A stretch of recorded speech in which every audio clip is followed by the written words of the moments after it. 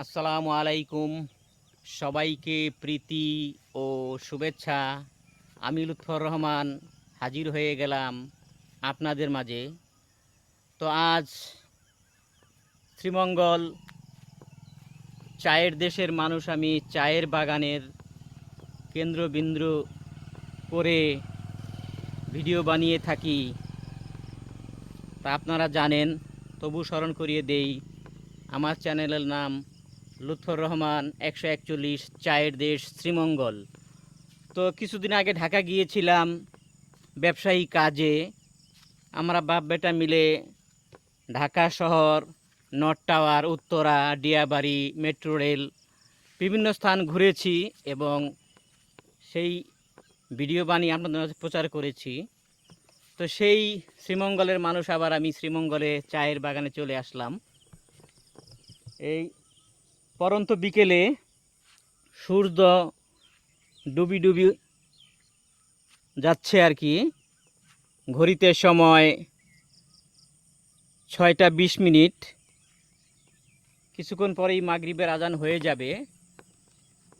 তো এই নিরিবিলি বিকেলে চায়ের বাগানের পথ ধরে হাঁটা, নিরিবিলি একটা পরিবেশের মাঝে আপনাদেরকে শেয়ার করা খুব একটা ভাগ্যের বিষয় বলে আমি মনে করি।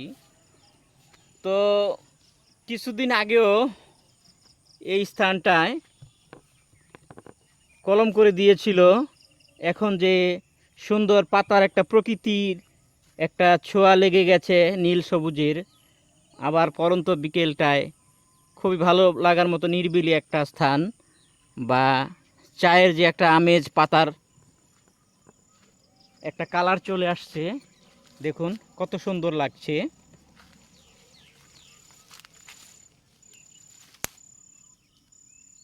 খুবই ভালো লাগার মতো এই বিকেলে চায়ের পাতার একটা মিষ্টি গন্ধ।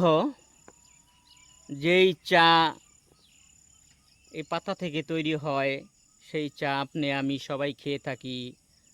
বাংলাদেশ বিভিন্ন প্রান্তে, দেশের বাইরেও এই চা রপ্তানি হয়ে থাকে। সেটা আগেও বলেছি, এখনও বলছি। তো এই পাতাগুলির মাঝে বেশ কিছুদিন পরে ফিরে এসে, ঢাকা থেকে ফিরে এসে ব্লগটা করছি। খুব ভালো লাগছে, মানে খুবই একটা তৃপ্তি অনুভব করছি। মোটামুটি 10-12 দিন পরে আমি ঢাকা থেকে শ্রীমঙ্গলে আবার চলে আসছি। এসে আপনাদের সাথে আবার এই চায়ের পাতার মাঝে ছড়াছড়ি হয়ে আপনাদের মাঝে আনন্দটা বিনিময় করছি আর কি। তো এই যে চা বাগান 4-5টা দেখতে পাচ্ছেন, কেমন লাগে এই প্রকৃতির দৃশ্য বন্ধুরা? ভালো লাগছে না?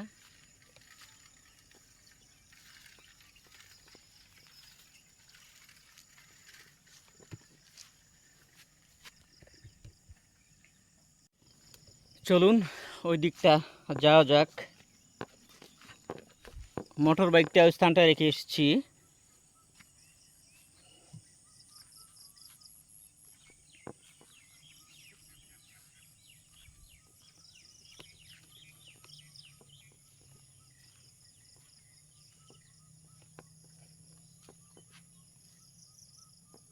বন্ধুরা, যত দূর দৃষ্টি যায়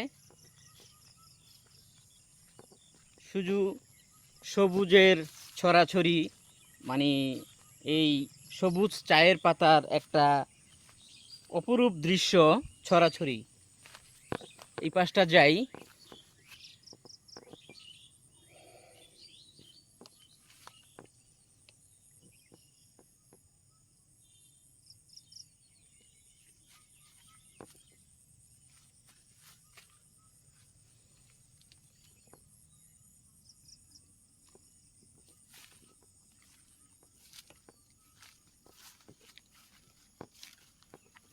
হায় রে আমার মন মাতানো দেশ,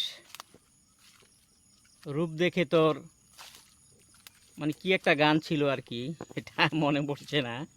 মানে ইচ্ছে করছে গুনগুন করে এই চা বাগানের গলি ধরে হাঁটছি আর গাইতে ইচ্ছে করছে। দেখুন কত সুন্দর।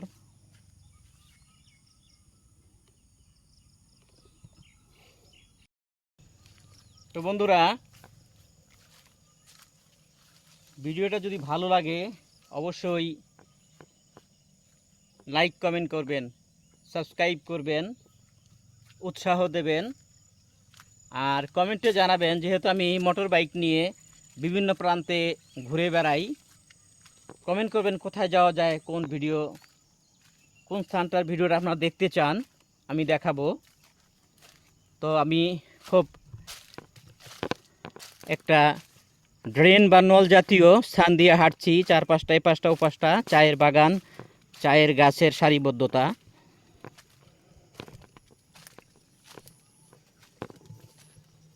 চলুন ওঠা যাক।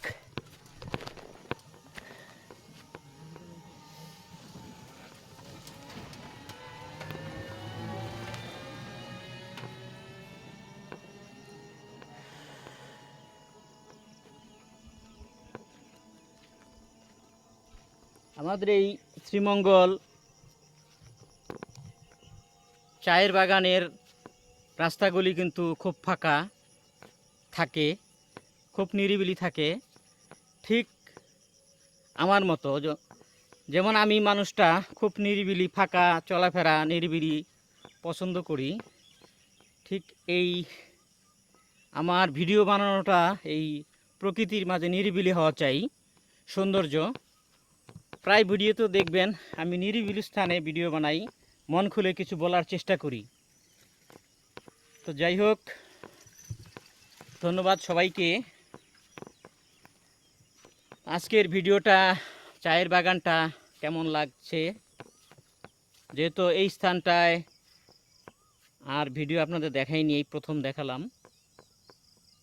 এটা হচ্ছে আপনার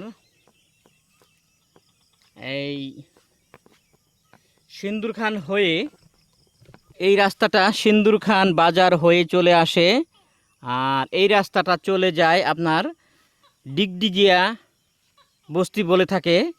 ওই পাশ হয়ে আবার শ্রীমঙ্গল দিকে চলে যায়, আর এই পাশটা যদি যান আপনি হরিণছড়া দিকে যাওয়া যাবে। সেই স্থানটাতে আমি আছি।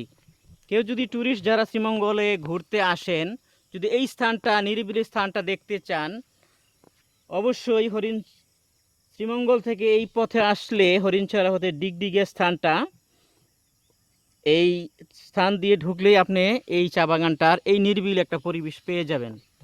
খুব ভালো লাগবে, দেখে যাবেন, ঘুরে যাবেন, আনন্দ উপভোগ করে যাবেন। তো ধন্যবাদ সবাইকে, আজকে এই পর্যন্তই। সবাই ভালো থাকেন, সুস্থ থাকেন। আবার দেখা হবে অন্য কোনো সময়, অন্য কোনো ব্লকে। সেই পর্যন্ত সবাই আমার জন্য দোয়া করবেন, ভালো কিছু, সুন্দর কিছু আপনার মাঝে উপহার দিতে পারি, সেই প্রত্যাশায় আজকে এই পর্যন্তই। আল্লাহ হাফেজ, আসসালামু আলাইকুম।